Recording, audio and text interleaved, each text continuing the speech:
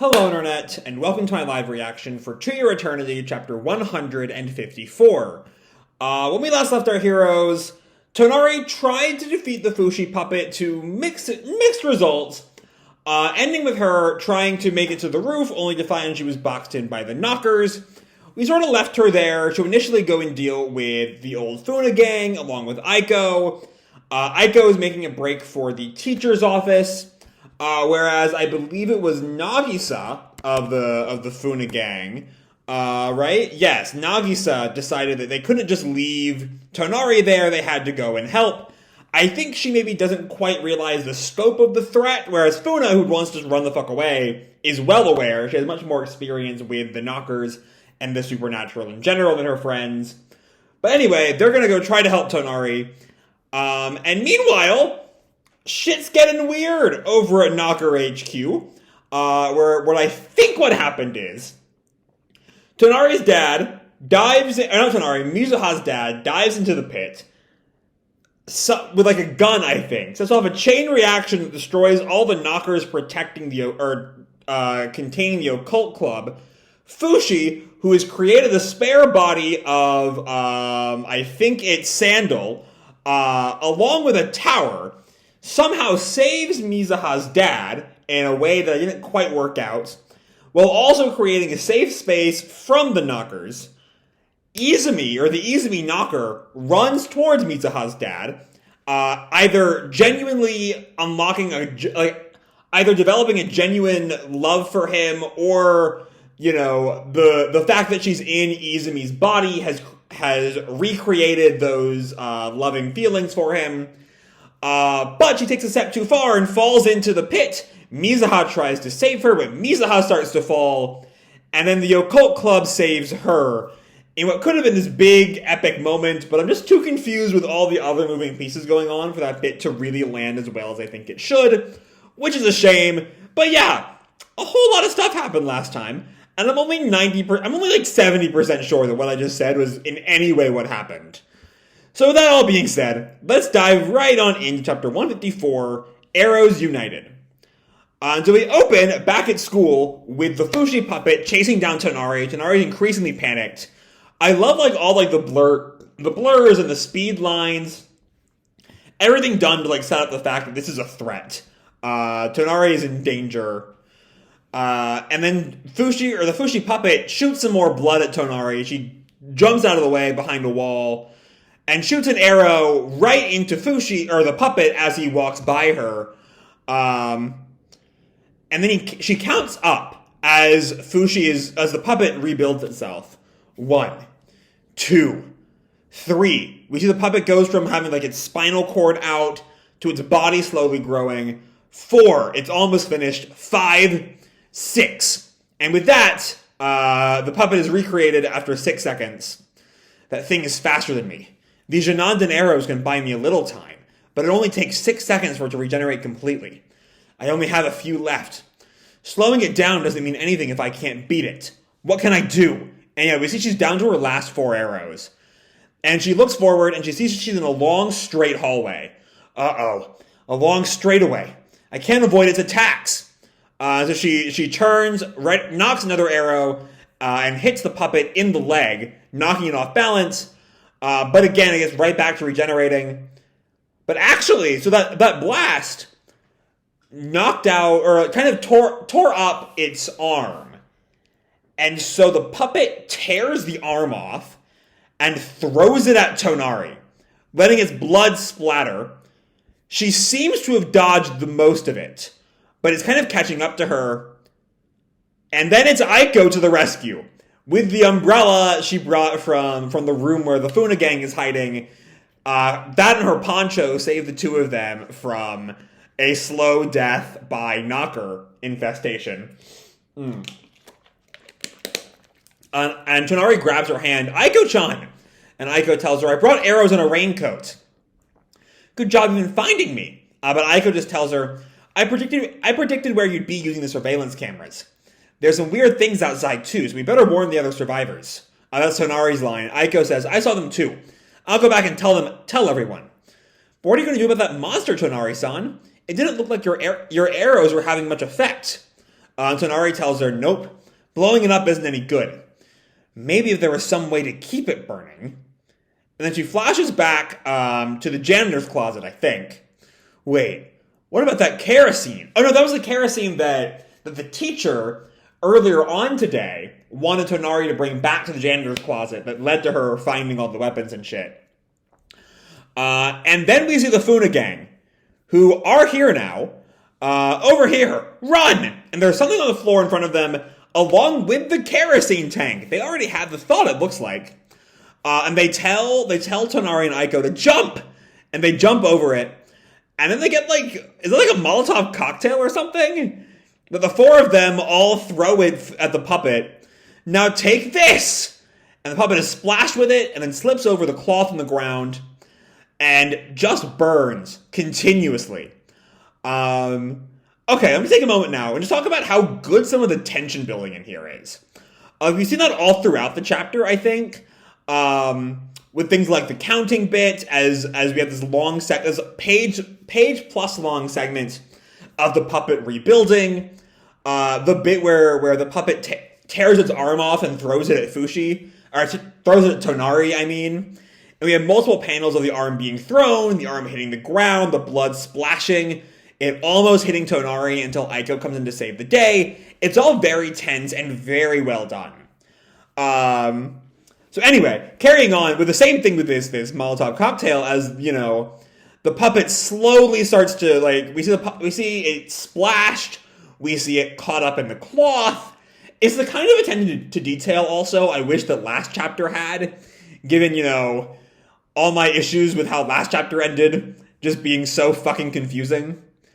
But anyway, the puppet tears on through, just on fire now. As I think that's Saki's call. Eek! Run for your lives! And as they run, the puppet grabs Nagisa's hair, snagging her and dragging her back. Nagisa calls out, "No!" And Funa, with one of the naginatas from the closet, just chops off Nagisa's hair, protecting her.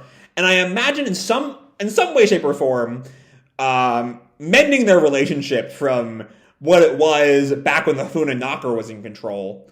And then, so Kasabe grabs Nagisa, Saki grabs Funa, getting them out of the way, as Tonari launches another arrow into the burning Fushi puppet. And as they hide behind a corner, as the puppet burns, all right, this is Aiko, of course, peak Yuki family energy here. All right, teamwork saves the day. Aoki family energy, I mean. My bad. But just then over the intercom we get bizzed, fire detected. And the sprinkler system turns on the puppet, washing it down, and I imagine giving it a bunch more little mini knockers to throw at them. And the gang peeks out from behind the corner as Aiko comments, "Looks like it's not over yet." And Kasabe sort of cracks her knuckles, ready to go. Okay, let's regroup one more time and take this thing out. I mean, given that if you start too big a fire, let me rephrase. If you start too little a fire, it'll just regrow. And if you make too big a fire, it'll just get doused in knocker water. So I'm not quite sure what plan Kasabe has to take it down for good. But Nagisa stops. Wait, your little motivational speech just killed all mine. And Funa is trying to stop all this. Now's not the time for this, girls. And Saki just yells, I don't care either way. Just tell me how to stay alive. And Tonari tells them all, 6 arrows are stronger than 1. And then we cut back, carrying on with that same concept. We get one last shot from inside HQ, as the gang, the occult club, is holding on to Mizuha for dear life. I guess 4 of them here being better than 1. Or maybe it's counting Mizuha and Fushi. If that whole group comes together, it's better than just any of them on their own. Either way, that's where the chapter ends. So I'm of 2 minds with this chapter. 1, the content we get is so good. You know, I talked earlier about just the slow tension building It's the way, each and every move is shown in just the right way to kind of build up the tension.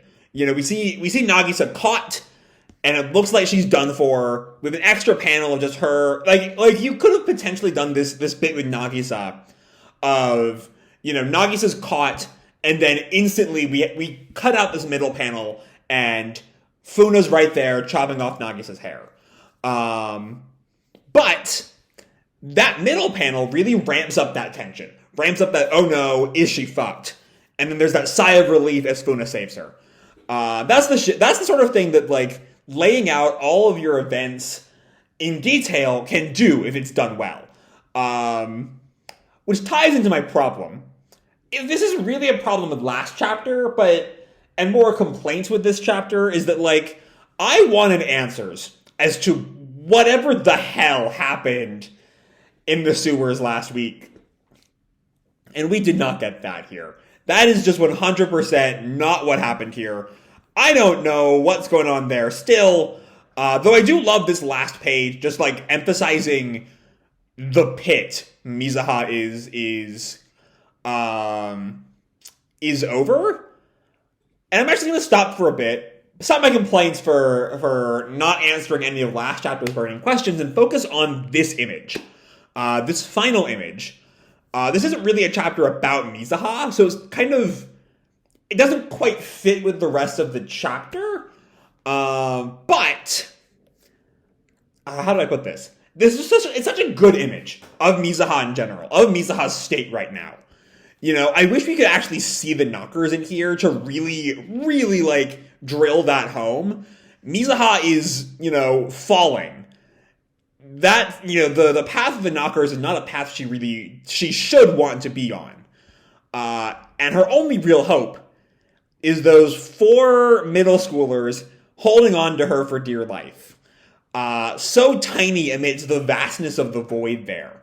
Like, it's an absolutely gorgeous page there. I cannot stress enough how much I love that page.